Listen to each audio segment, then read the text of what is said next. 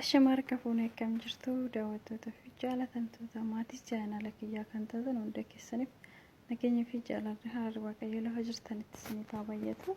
Biyya keessas biyya alas kan jirtan lafuma jirtanitti nagaaf jaalalli gooftaa isiniif haa baay'atu isiniin jecha bagga bara haarattiin isin gahee bagga bara haaratti ceetanii lafuma jirtanitti bara jaalalaa kan gammachuu kan nagaa kan araaraa isiniif haa ta'u isiniif hawwa hunda keenyaaf akka nu ta'u. Bara wanna yaannetti argannu lafa yaanne akka geenyu nuti illee akkasuma biyya keenyatti deebinee maatii keenya wajjiniin ayyaana bareedaa akka dabarsinu nuuf haa ta'u hunda keenyaaf baay'een keenya kan dabarsinu biyya ormaatti yeroo baay'ee ayyaanni waggaa hamma dhufu maatii keenya ni yaadanna yeroo darbe yennaa biyya jirru wanna dabarsine yeroo yaadannu osoo biyya jiraanne jennee baay'een keenya keessa keenyatti ni yaanna kanaaf miti waan hundayyuu obsaan yoo bira darban bira ga'uu dandeenya jechuudha.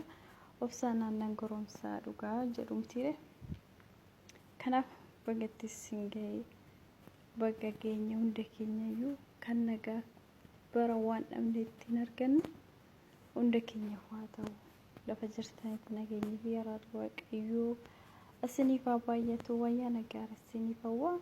Lafa jirtanitti nagaanaaf ta'a chaanalii kiyya subscribe like gochuu share godhaa na gargaaraa nu jabeessaa ayyaana bareedaa isiniif hawwa isinin jaalladha isinin kabajaa hundi keessaniyyuu ayyaana gaarii isiniif haa ta'u.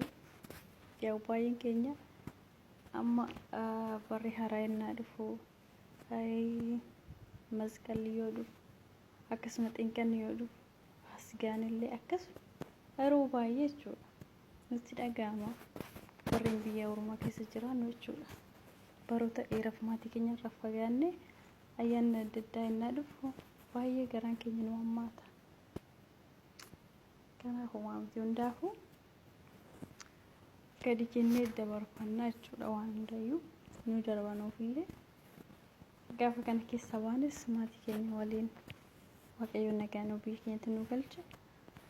Waliin dabarsuu dandeenya miti amma sanatti lafuma jirrutti nageenya fi jaalalli isaa inni yoo nu ga'e maatii keenya biraanis nu haa ga'u ayyaana gaarii isiniif hawwa isinin jaalladha isinin kabaja ayyaana gaarii.